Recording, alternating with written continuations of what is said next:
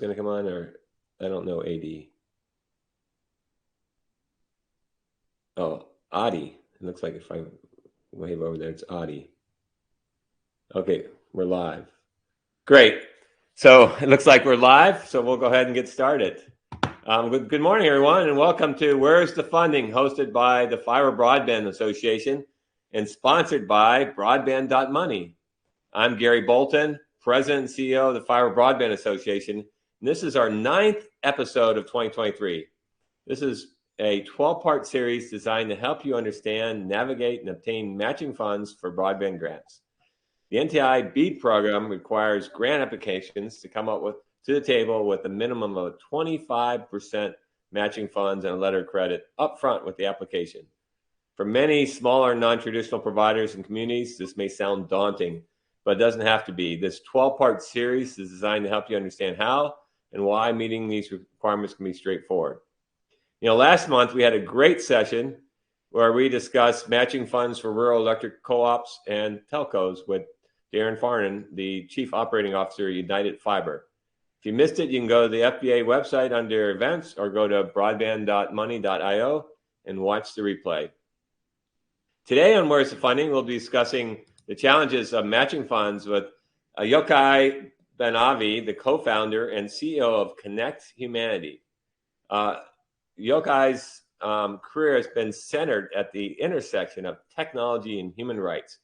And as a leader in global policy, advocacy, and philanthropy, he is the co-founder and CEO of Connect Humanity, a nonprofit fund which provides access to capital and knowledge to underserved communities, enable them to build out their own internet infrastructure and take control of their digital futures. He's also a Truman National Security Fellow, a non-resident fellow at Atlantic Council's DFR Lab, a World Economic Forum Global Shaper, and a Code for Science and Society board member. He was previously Mozilla's head of international public policy and led the Firefox makers' open source funding arm, where he spearheaded Mozilla's work on connectivity around the world. Before Mozilla, he was the inaugural policy director at Access Now, which is under his leadership became one of the largest global digital rights organizations. Early in his career, Jochai worked in the educational policy, affordable housing, terrorism, and reconciliation as an advisor to some of the largest foundations in the world. He received his education at Bard College at Simon's Rock, where he graduated summa cum laude, and at the University of Oxford's Lincoln College. So Jochai, welcome. And for audience, please put any questions you have in the chat as we go and work them into the questions into our discussions. So Jochai, before we jump into the challenges of matching funds, let's start with a little bit about you. You have this long history in public housing and human rights and public policy and technology. Kind of what's been the driver for your passion to help with people? Thanks so much for having me, Gary. I've always believed that the internet is a gateway to the wide realization of different human rights and causes. So whether we care about education or we care about political participation or we care about, social development, cultural exchange, access to healthcare, all of these things are increasingly intermediated by the internet. And, those without internet access are falling further behind just by staying where they are. I mean, ultimately, a digital economy and a digital society only exists for those who are connected to it. And so both defending sort of internet policy and working to shape the sort of rules and policies and laws that govern our use of the internet, as well as expanding access to the internet itself, has been, the driving force of my career. I always thought it was ironic is during the pandemic, the people who needed the PPP and the subsidies the most weren't connected. Mm-hmm. And, it was a race to apply for your PPP online. That just seemed crazy. And that's the way the world's going to be going forward, right? Absolutely. And I think, if you look even, further down this sort of spectrum in terms of need, we saw a lot of folks who lived in affordable housing. You mentioned earlier in my career, I worked in affordable housing at the Beacon communities. A lot of housing authorities started to move their paperwork, their rental assistance programs, Section 8, rent certification, things like that, online and increasingly online only, which means that folks who don't have internet access, who are already, low income families living in affordable housing, might lose their homes because they aren't able to submit their paperwork through these online portals. And so the consequences of being unconnected have never been so grave. You know, I just we were just talking. I bought a new house, and I had the only thing available was Comcast, and Mhm. even to try to subscribe to broadband, there's no phone number. You have to go online, and then you Mhm. might get a chat bot. But I mean, it's you just can't not. There's not a person to call or No. you know. So tell us a little about Connect Humanity. You know, how'd that come about? You know, how'd you guys decide that you need to stand up this fund?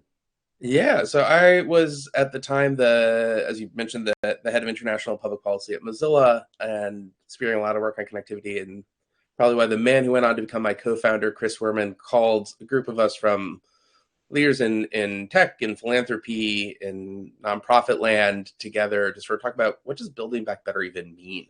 What are the needs the pandemic has exposed, like we've just been talking about? And you had folks who were talking about kids who were losing a year or more of education. You had folks who were talking about, people who were falling into poverty and struggling to provide for their families, or who couldn't talk to a doctor or get, make a vaccine appointment or get actual information about COVID.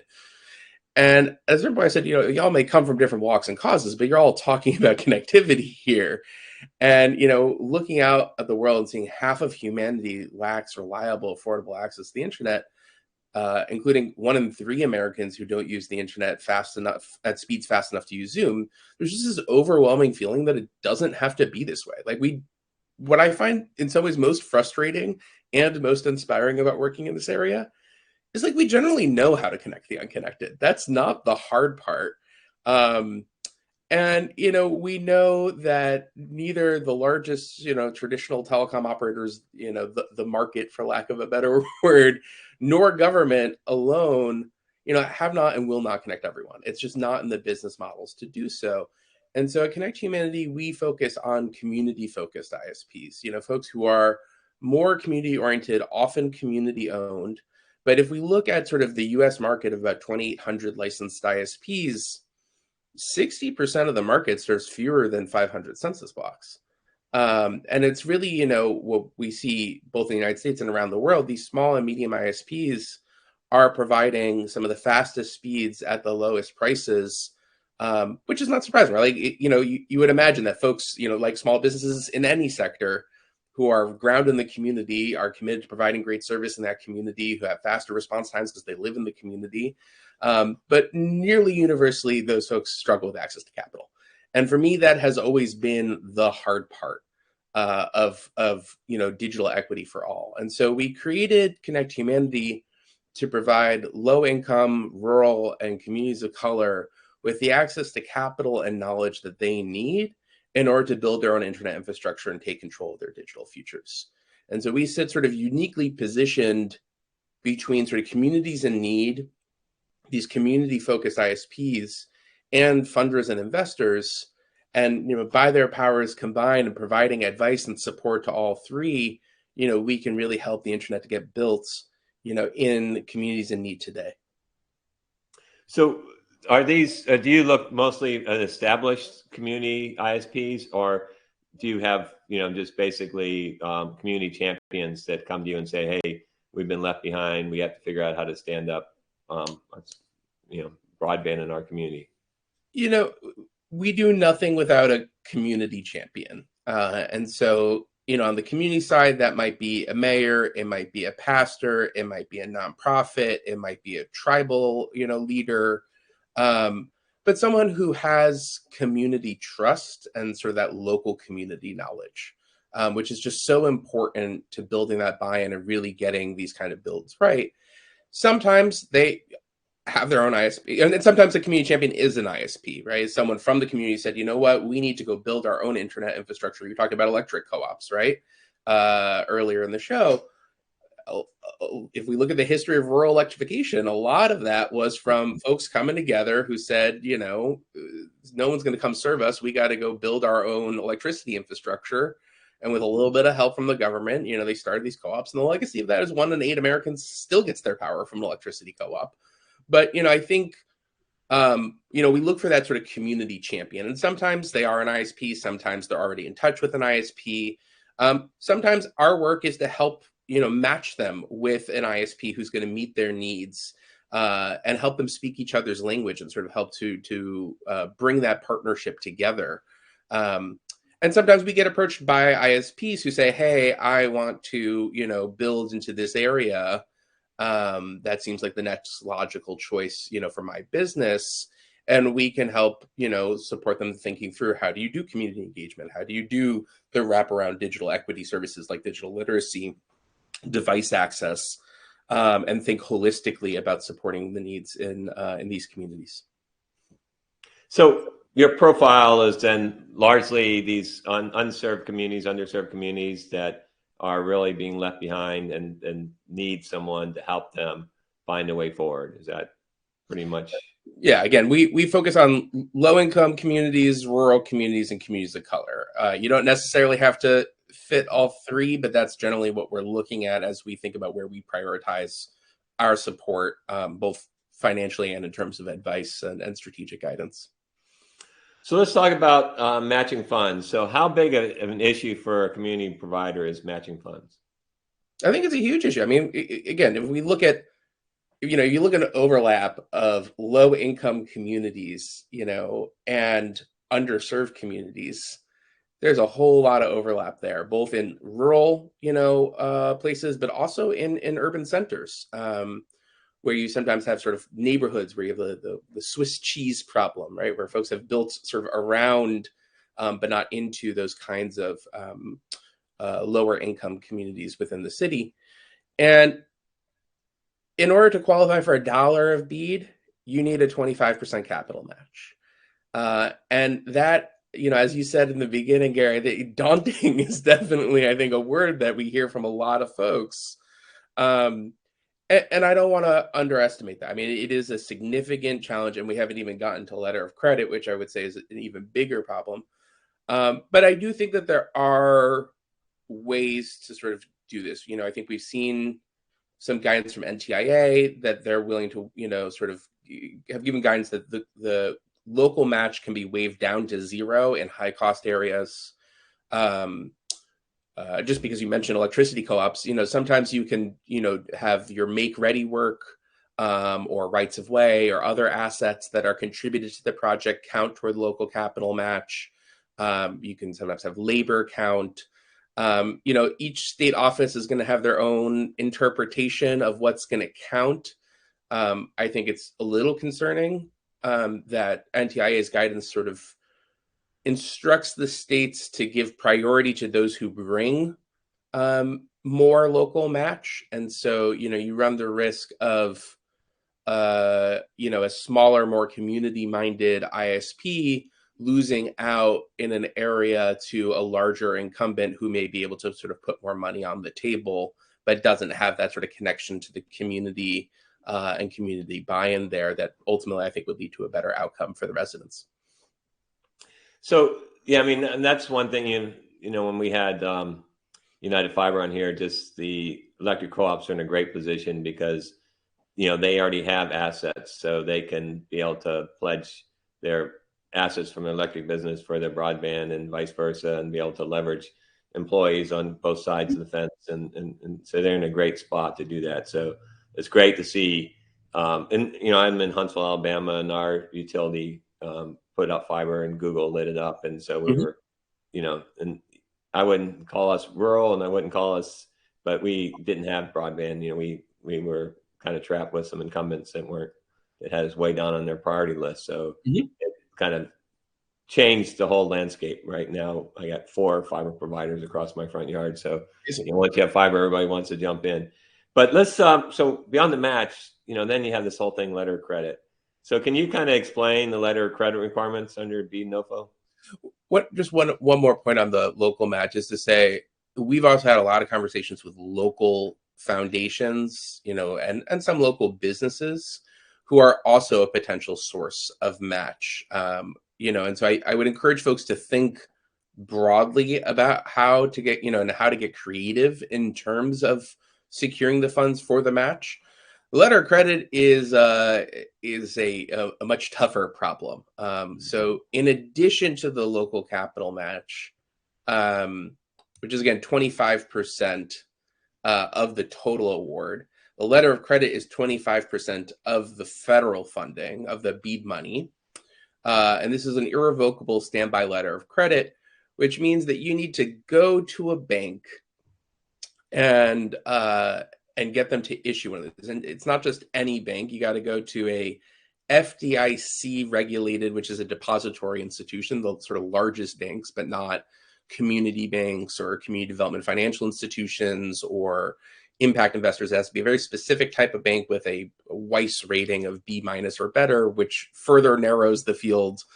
And in order to issue one of these letters of credit, you generally have to provide cash or cash alternatives. But generally banks want to see cash, because the thing with a standby letter of credit is the bank's on the hook if you don't perform, right? And the government can come and sort of say, conditions were met, I'm demanding my money.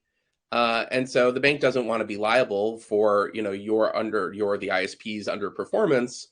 And so they want to be pretty confident they're going to require cash. Maybe if you're a very established entity, they might take some assets in the mix, but they generally want cash.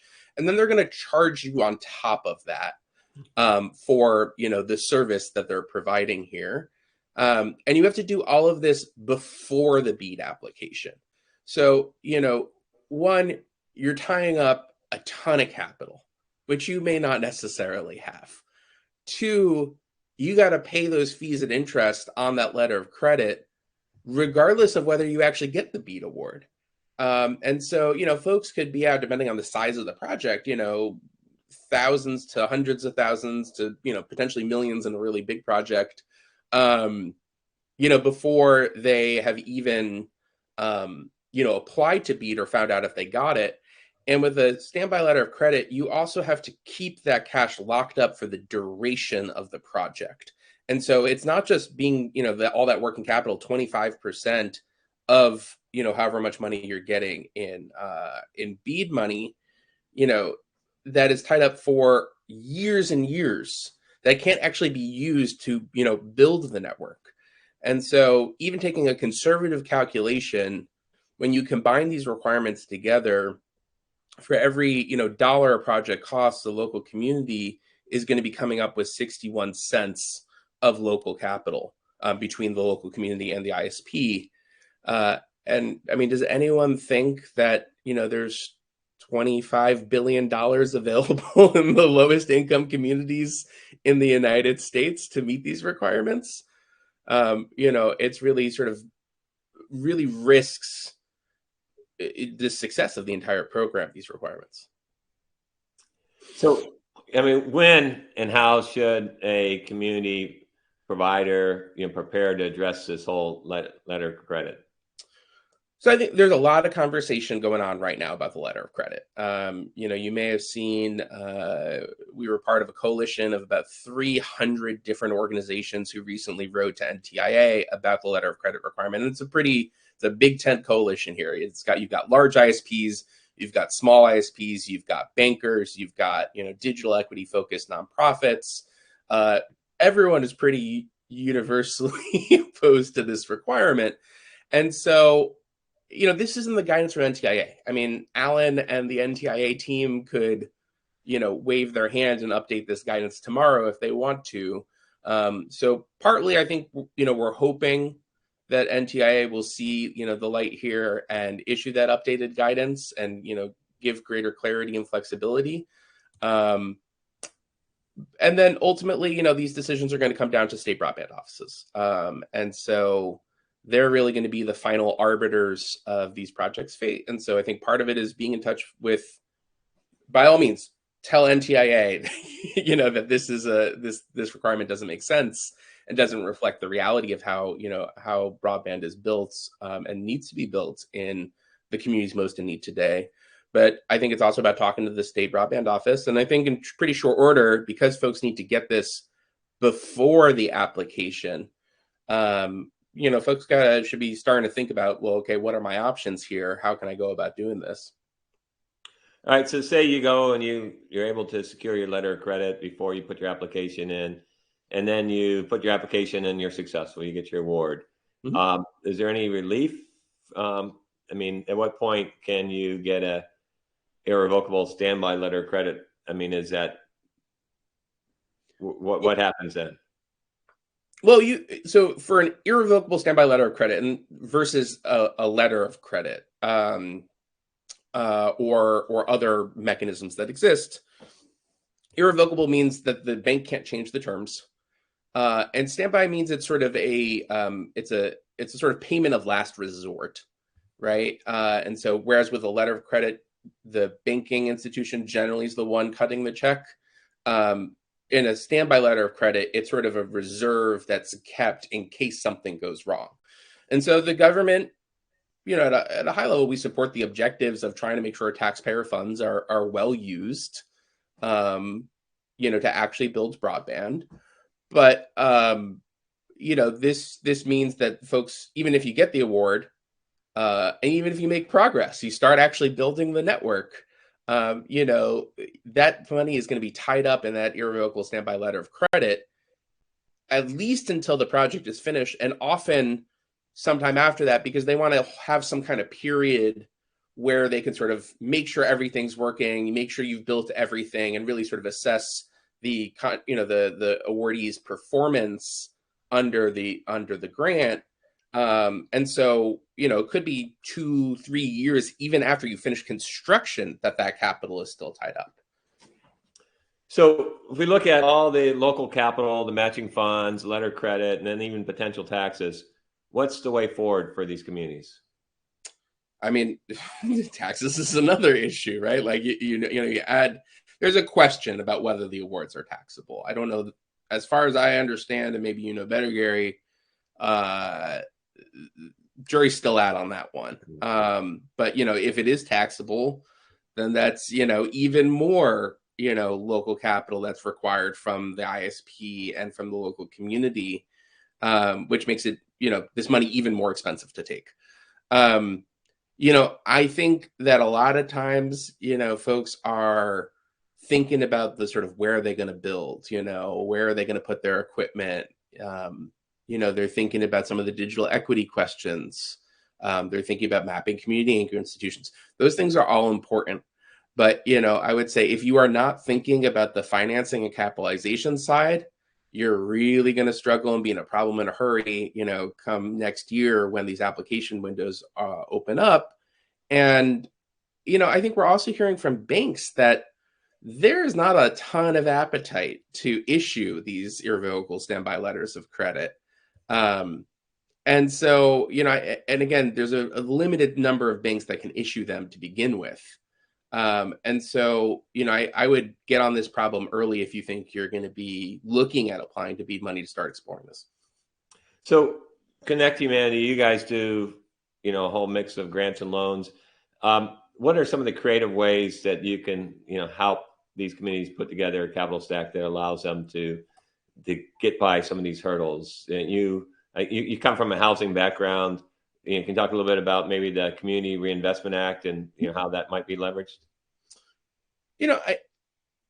Affordable housing doesn't work without blended finance, and I don't think connecting the unconnected will. This is not a problem that the market alone on just a straight commercial basis is going to solve.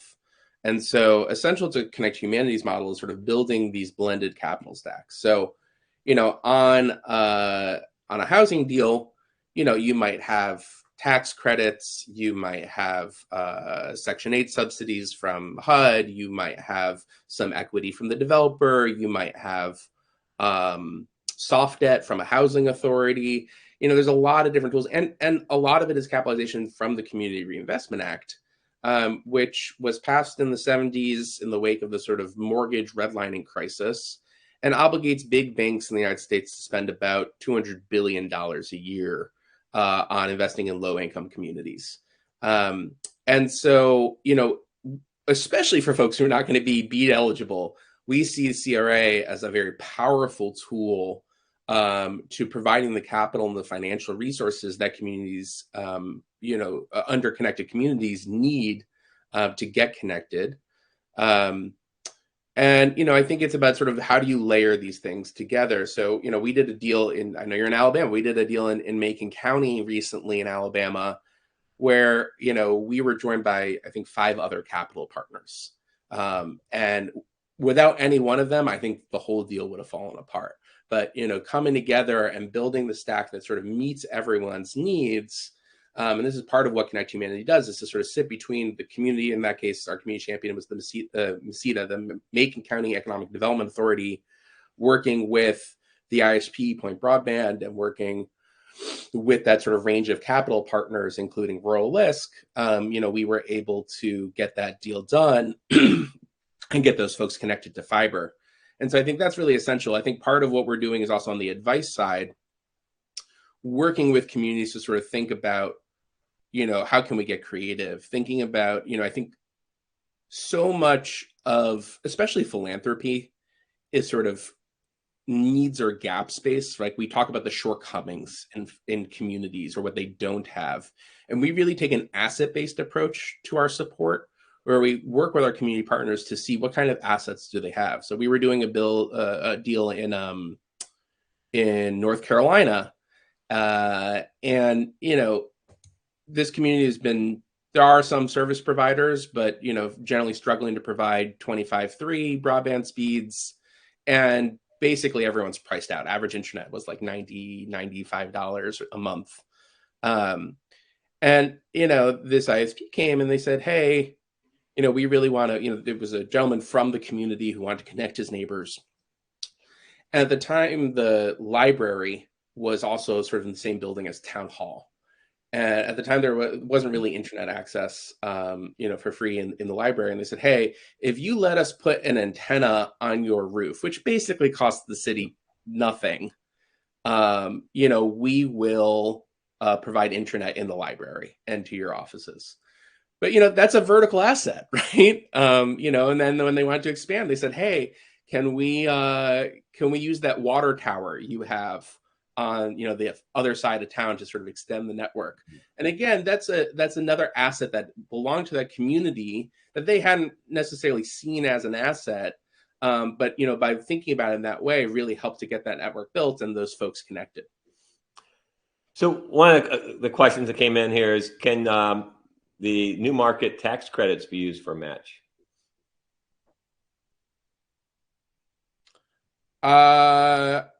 For local capital match, I think so. Yeah. You're gonna have to figure out how to do the deal, but yeah, I think that would be an attractive way of meeting some of the match. Generally, new market tax credit can't cover the totality of the deal. You generally, for an MTC deal, you want to bring at least 70% of the capital, if not more, before you go and talk to your sort of tax credit syndicators and so forth. But definitely could be a part of the solution for communities. Not every community that is qualified for BEAD necessarily will be qualified under the new markets tax credit. So someone would have to sort of take a look at that, but certainly would be part of the range of options I'd take a look at. Is that something that you guys, when people come to you and say, hey, we're trying to build our capital stack, can you help us with, how to blend in, what we can find from ARPA or capital projects or, all the other things that are out there? How can we pull together this capital stack? I don't want like a million folks asking me to go do a new market tax credit deal after, but generally, yes. Part of our work is talking to communities about the assets they have, about the needs that they have, and designing an investment structure that's going to meet their needs. A lot of investment and finance is capital has need. That need gets expressed in a financial product, and then you sort of go to market to communities and say, hey, do you want to buy my product? And if you fit into my box, great. And if you don't, go forth and have a nice life. And I think that's backwards. We really start with the needs of the community and then let that sort of determine the investment structure. And then we go out and sort of bring together the right blend of investors and funders that will help to make that deal successful for everyone. So if I was to summarize, if there's community will, the community says, hey, we've been left behind, we need to do something, take matters in our own hands, stand up a broadband network for our community to make sure everyone in our community is connected. If they come to you and say, we have this community will, we got to make this happen, you guys can kind of figure out a creative way to get this thing financed. Yeah, generally. That's the goal. Right. And I would say also ISPs, right? And say, I would say it's not, I mean, we often start on the community side, but, we also get a ton of inbound from, community focused ISPs who are looking to meet the needs of, in low income communities, who want to grow. And, we also, sometimes the story starts with an ISP approaching us. Well, I mean, certainly we've seen a lot of recent success stories with public-private partnerships, and because I've never met a mayor that says I want to be in the broadband business, but every mayor I'm saying I'm in the job creation business. Absolutely, and whatever it takes to be able to get economic development and jobs and be able to really lift up their community. Yeah. Well, Jochai, I really appreciate you sharing your insights on the challenges of matching funds and the work that you and your team at Connect Humanity are doing to really close our nation's digital equity gap. So thank you for that. And I want to thank everybody for joining us today and look forward to getting back together next month for our next episode of Where's the Funding? You're not going to want to miss that. We'll see you guys in October. Thanks, everyone.